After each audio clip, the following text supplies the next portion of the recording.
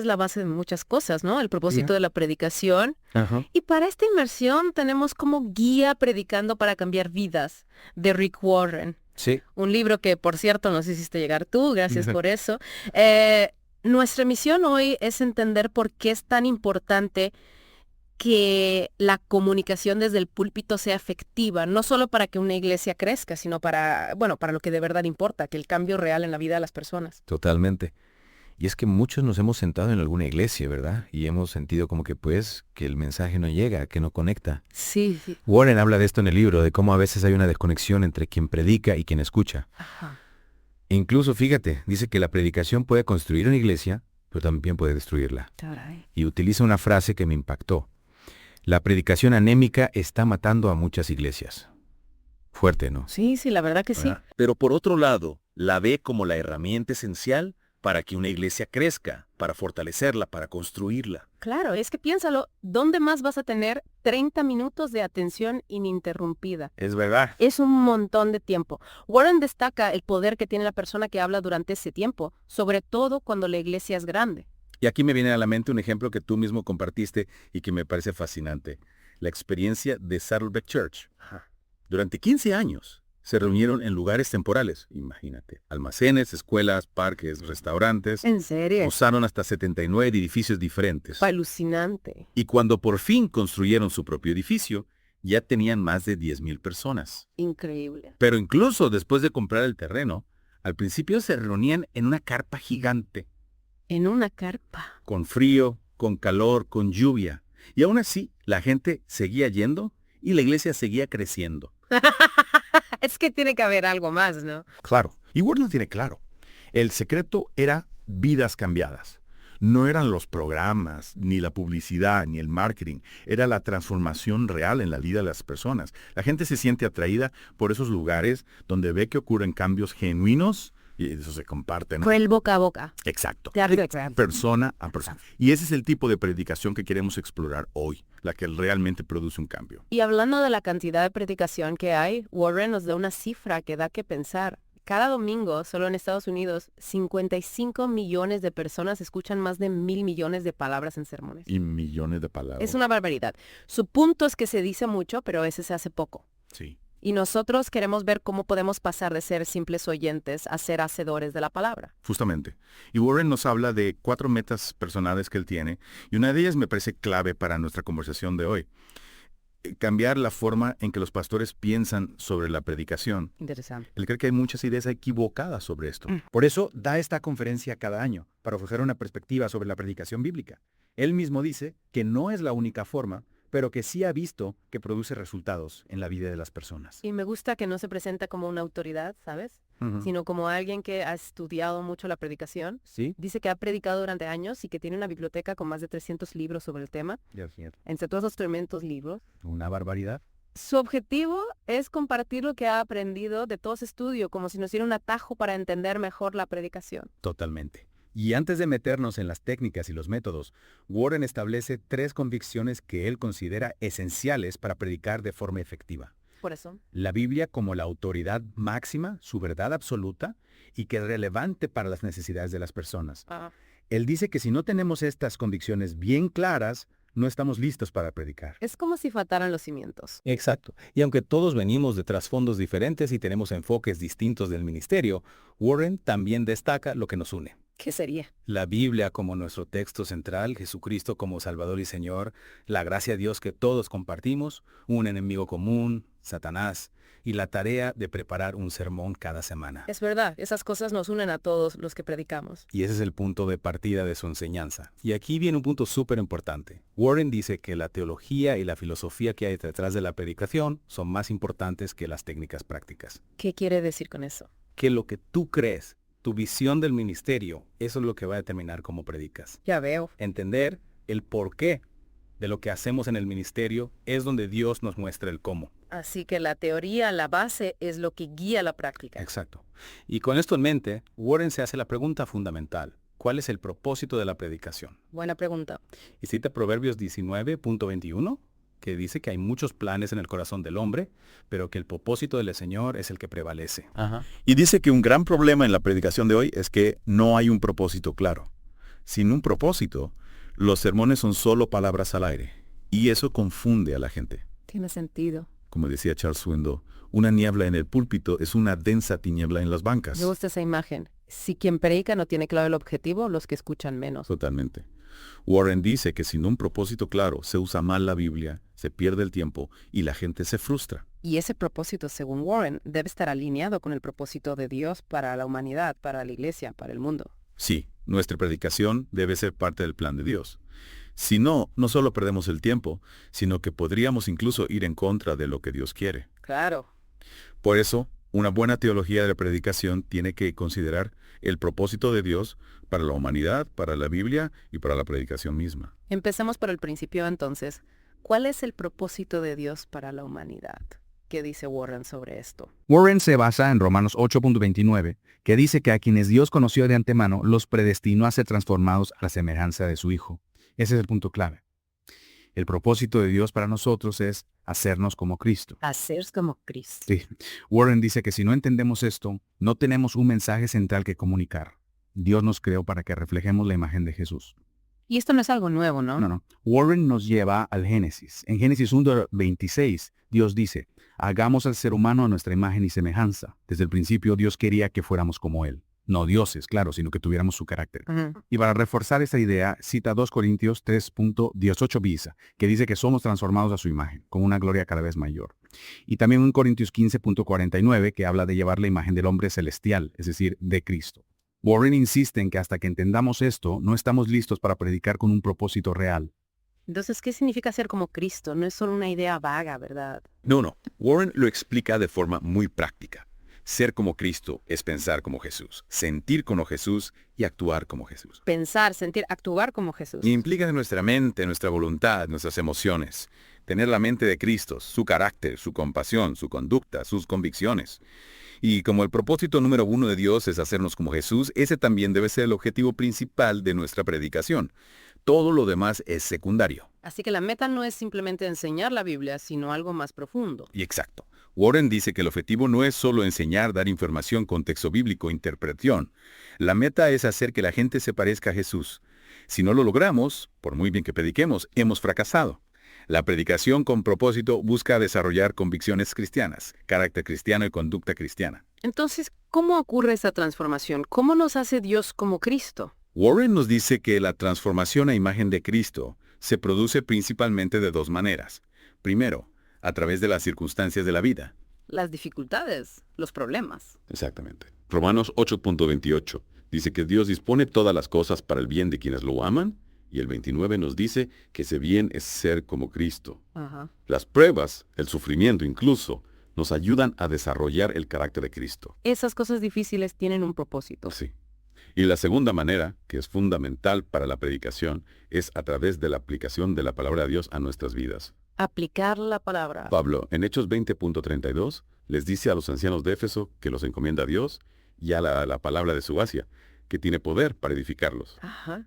Dios nos transforma a través de lo que vivimos, pero también a través de su palabra, si la aplicamos a nuestra vida. Y para entender esto de la aplicación, Warren usa una metáfora muy interesante, la del espejo. Sí, en 2 Corintios 3.18, Pablo dice que somos transformados a la imagen de Cristo, contemplando como en un espejo. ¿Y ese espejo qué sería? La palabra de Dios. Cuando miramos la gloria de Cristo reflejada en las Escrituras y meditamos en ella, nos vamos pareciendo más a Él. Aplicar la palabra es lo que nos transforma. Y Santiago también usa la imagen del espejo. Sí, en Santiago 1.23-25 dice que el que oye la palabra pero no la pone en práctica es como el que se mira en un espejo y se olvida de cómo era. Se mira y se olvida. Pero el que se fija en la ley perfecta, la recuerda y la práctica, recibe bendición. Así que cuando animamos a la gente a que no solo escuche la palabra, sino que la recuerde y la practique. Ahí es donde se produce el cambio. Ese es el poder de la palabra. Y aquí viene un problema que Warren señala. Y es que muchos predicadores no están haciendo eso. Sí, hay muchos predicadores que, sin querer, están predicando de una forma que no lleva a la gente a practicar la palabra. ¿Y eso por qué pasa? Bueno, porque usan métodos que hacen que la gente vea la palabra, pero no la recuerden ni la pongan en práctica. Conocen la Biblia, pero no la viven. Exacto. La gente puede llenar cuadernos de notas con información bíblica, pero no experimentar un cambio real en su vida. Mucho conocimiento, pero poca transformación. Y Warren cree que el problema no está en la gente, sino en el púlpito. Es decir, en la forma en que se predica. En los métodos, en el estilo. Sí.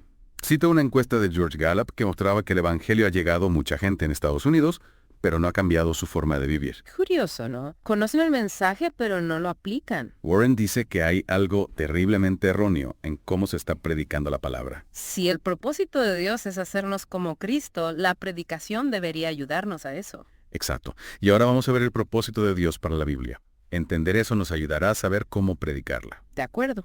Warren se basa en 2 Timoteo 3.16 y 17, donde Pablo dice que toda la escritura es inspirada por Dios y útil para enseñar, reprender, corregir e instruir en justicia. Un versículo muy conocido. Sí, pero Warren nos muestra el texto original en griego para que veamos que a veces lo interpretamos mal. ¿En qué sentido? Pensamos que enseñar, reprender, corregir e instruir es el fin en sí mismo. Pero no es así. Esos son los métodos, las herramientas. Ajá. El propósito final está en la frase «a fin de que». La Biblia quiere que la gente cambie, que esté preparada para hacer el bien. O sea que el cambio de vida es el objetivo y lo demás son los medios para llegar a él. Exacto. ¿Y cómo produce Dios ese cambio en nosotros? A través de esos 4 medios, ¿no? Sí, a través de la enseñanza, la reprensión, la corrección y la instrucción en justicia. Warren cita 2 Timoteo 3.17 en la Good News Bible, que dice que la persona que sirve a Dios esté equipada para hacer toda clase de buena obra. Para hacer buenas obras. El propósito de la Biblia es transformar vidas, cambiar nuestro carácter, ser más perfectos, maduros, completos, y cambiar nuestra conducta. Dejar de hacer el mal y hacer el bien. Carácter y conducta, 2 pilares fundamentales. Y también la convicción. Esos temas son centrales en todo el Nuevo Testamento. La Biblia no quiere solo llenarnos la cabeza de información. Sino que nos transforme.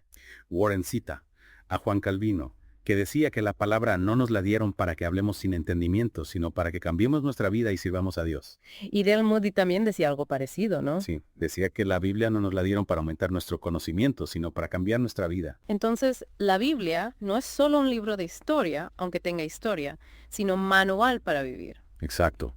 No es un libro de historia, sino un manual para la vida. En el Nuevo Testamento la llaman palabra de vida, no palabra de historia. Jesús vino para que tengamos vida y esa vida se vive en el día a día, en casa, en el trabajo, no solo en la iglesia. En todas partes. La Biblia nos enseña cómo tener una relación con Dios. Y si un mensaje no habla de eso, le falta algo. Cualquier otro uso de la Biblia es secundario a este propósito. Por lo tanto, si queremos ser predicadores bíblicos de verdad, nuestros mensajes tienen que estar enfocados en la vida práctica, en cómo vivir. Exacto. No solo en dar información, sino en cómo vivir de acuerdo con la Biblia. Y esto vale para los creyentes y para los que no lo son. Para todos. No se trata solo de hacer campañas evangelísticas. Toda la predicación debería buscar un cambio en la vida de la gente, hablando de cómo vivir mejor. Porque ya sabemos más de lo que practicamos. Claro, el objetivo de los mensajes debería ser cambiar las convicciones, el carácter y la conducta, no solo aumentar el conocimiento. Y si no hay predicación que cambie vidas, por eso a veces vemos tan poca diferencia entre los cristianos y los que no lo son. Es verdad. El propósito de la Biblia coincide con el propósito de Dios para nosotros, cambiar nuestra vida y hacernos como Cristo. Y ahora vamos a ver el propósito específico que Dios tiene para la predicación. ¿Cuál es ese propósito? Si lo preguntamos a un pastor cualquiera, seguramente nos dirá que el propósito de la predicación es explicar la Biblia, interpretarla o aclararla. Eso parece lógico. Sí, pero eso no es el objetivo final. Efesios 4.11 y 13 nos dice que el propósito de los pastores y maestros es equipar a la gente para servir, para edificar la iglesia, para que todos lleguemos a la unidad de la fe y el conocimiento de Cristo y seamos maduros, como Él. Otra vez, servicios y madurez, carácter y convicciones. Exacto. El propósito de la predicación es el mismo que el de la Biblia, cambiar nuestro carácter y nuestra conducta. Y en estos versículos vemos que hay un propósito personal. Claro. Equipar a la gente para que sirva y madure. Individual. Y un propósito corporativo. Continuado calquero. Sí. Y 1 Timoteo 1.26 también nos habla de esto. Dice que el objetivo de la enseñanza es el amor que nace de un corazón puro, de una conciencia limpia y de una fe sincera. Amor, conciencia limpia, fe sincera. Warren dice que algunos maestros se han desviado de esto y se pierden en discusiones sin sentido. Se enredan en detalles sin importancia. Y eso nos lleva a la importancia de la aplicación. Aplicar la palabra a la vida. Colosenses 1.28 dice que anunciamos a Cristo, amonestando y enseñando a todos para que sean perfectos en Cristo. ¿Y cómo se consigue eso? Aplicando la palabra a nuestra vida y a la de los demás. Poniendo en práctica lo que aprendemos. El problema número 1 en la iglesia evangélica, según Warren, es la falta de aplicación en la predicación.